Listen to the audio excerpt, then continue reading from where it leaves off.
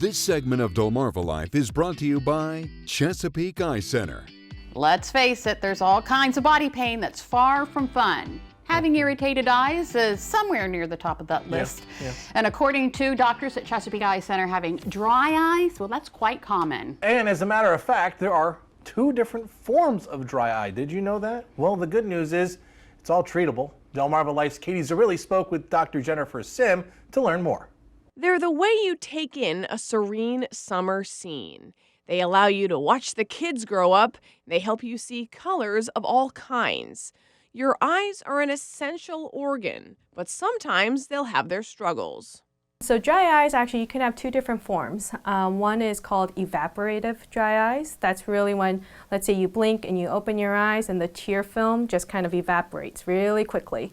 And then the second form is because of low tear production, meaning, you're just not producing enough tears. Dr. Jennifer Sim is an ophthalmologist with Chesapeake Eye Center.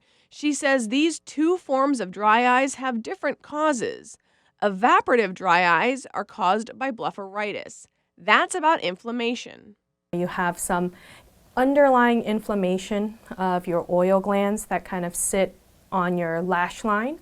And so they can't produce the oils very well, can't be secreted very well, and the oils basically help to maintain your tear film, and that's why they evaporate very quickly. Low tear production, she says, can have a few different causes. Sometimes it can be because of, let's say you had trauma to the tear glands up here, or you have some type of autoimmune disorder like lupus or rheumatoid arthritis, Sjogren's syndrome, that type of thing.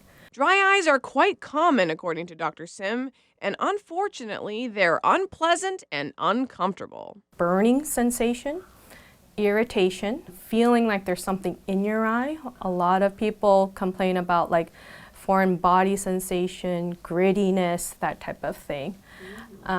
Or, even when you first wake up or you blink, you can feel the dryness. You can feel your lids, rubbing against your cornea or the surface of your eye, that type of thing. Fortunately, there are methods of treatment.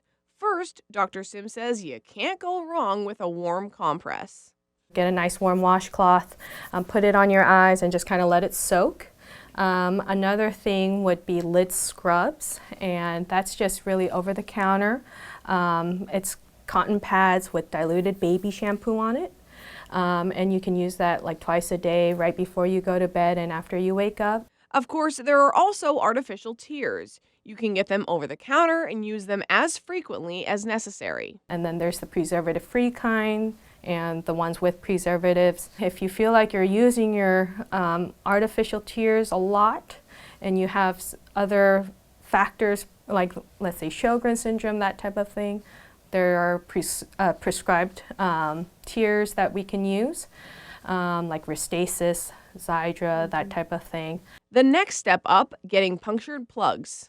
They're silicone plugs that we put right inside your tear ducts here to basically help your tears kind of linger for a longer period of time.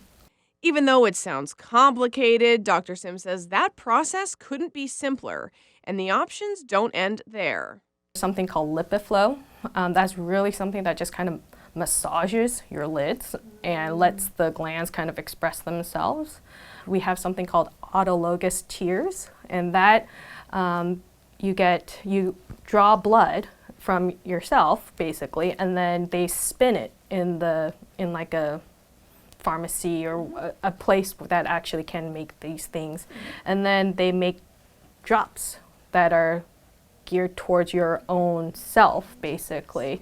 And different treatments will work for different eyes. Chesapeake Eye Center sees that. Every eye is different, even with myself, my right eye is different than my left eye, and what my right eye likes is different than my left eye, so we try to do that as much as possible. No matter what she does, as long as she's helping folks feel better, Dr. Sim is thrilled. I love it. I mean, I feel like that's one of the main reasons why I'm doing this is because, I just like to make an influence or a positive impact on a patient's quality of life.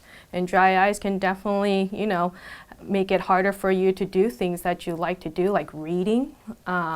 That's when it happens a lot. Like dry eye symptoms can happen a lot is when you do a lot of concentrated work.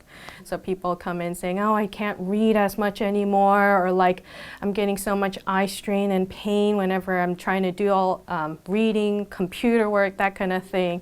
And then once we help treat the dry eyes, they realize, oh, I can do it longer now. And with their help, you'll love the view. Dr. Sim also suggests a few lifestyle changes to help with dry eyes. She says taking omega-3 fish oil pills helps, as does using a humidifier. She also wants to mention that quitting smoking will make a difference too. It'll make a difference in more ways than one, probably. Absolutely, 100%. Yeah.